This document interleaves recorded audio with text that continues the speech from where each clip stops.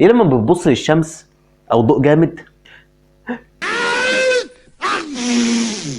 بنعطس؟ يا ترى بقى ايه السبب في اللي بيحصل ده؟ اولا كده سبحان الله في عصب اسمه الترايجيمينال نيرف. الترايجيمينال نيرف ده لما في كائن غريب بيخش جوه مناخيرك او اي ميكروبات او اي حاجه بيتحفز على طول عشان يعطس، ويقوم يعطس عطسه متينه عشان يطرد بيها اي كائن غريب.